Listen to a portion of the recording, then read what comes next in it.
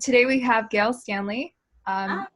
Hello, she's a realtor with Florida Realty Investments, and I am also a realtor there as well.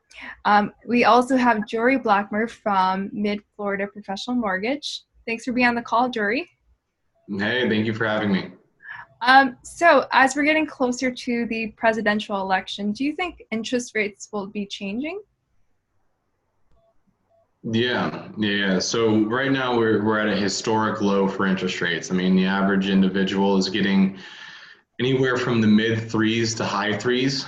Even though you see a lot of stuff like twos and low threes being advertised, there's always the various fine print that comes with it. So the average individual is getting the mid to high threes for their interest rates. It's historically low. They're extremely great. I mean, even my car rate, like I got a rate on my car, and it's like 5.99. Like it's crazy how low the mortgage rates are.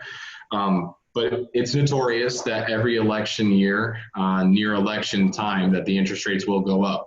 And it's because of the fact that there's just uncertainty. You know, who will be the next president? What will their policies be? How does this affect our economy? What will happen when what will happen between Senate and Congress, and who's going to own the majority and this and that? You'll see finances change with uncertainty. So therefore, just like 4 years ago when, President Trump came into office, you saw our interest rates bump up quite a bit. And then after a couple of months, when things settled down, they drop back down again. So it's normal, it's going to happen, but you will see a spike in interest rates around election time.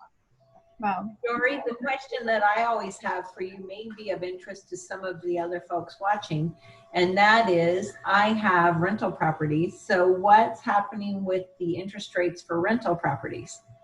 Okay, yeah, that's a great one too. So most people, everyone wants the absolute lowest interest rate. That's just how it works, and I completely agree. I mean, we all want the lowest interest rate. The way Fannie Mae has this set up for interest rates is that primary properties will always get the lowest. Secondary properties will have a slight adjustment for their interest rate, and then investment homes will always have the largest adjustment for their interest rate. And what an adjustment is it's basically stating that whatever the base interest rate is, let's just say that it's 3.5%, Fannie Mae will build in additional cost for that rate to basically bring it up. So your average investment home right now for the interest rates is still in the fives. It's because we look at it from a risk to reward scenario.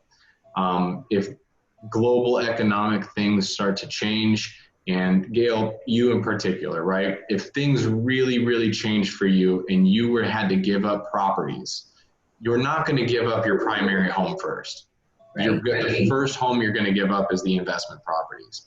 And that's why the interest rates are much higher for those homes, for investment homes, is because they are riskier for the investors and for Fannie Mae. And therefore you will have a higher cost for those interest rates. So I don't expect them to come down. I mean, they might come down a little bit, maybe to high fours, but they're always going to be higher than your primary interest rates. All right. So I can quit asking that question every week. I mean, I'm always on the lookout for them. So if they do drop down, you'll be the first one to know. Thank you. You're welcome. Thanks, Jory, for telling us a little bit more about those interest rates. So I guess since the presidential elections will be coming up soon and the rates might be going up, does that mean, is it now a good time for buyers to purchase homes? Yeah. Right now is the perfect time. So it's like a perfect storm. You have a lot of weird things going on in the market. So it's still, I mean, and you guys can correct me if I'm wrong, but from what I'm seeing, it's still a seller's market. There's not a lot of inventory. There's still a lot of buyers. So we have a seller's market still. The houses are still on high demand. The interest rates are extremely low.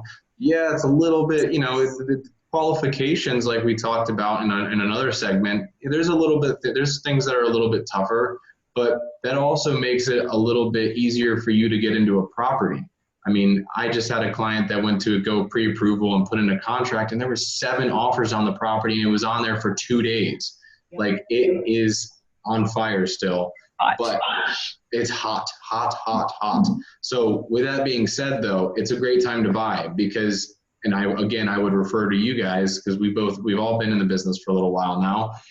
You only wait and you only reap negative things, right? The housing prices only go up.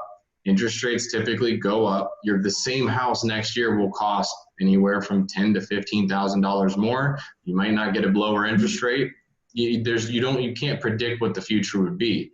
So it's right now is a perfect time to capitalize on a great opportunity to get a great rate, a great qualification, and a great price for a home.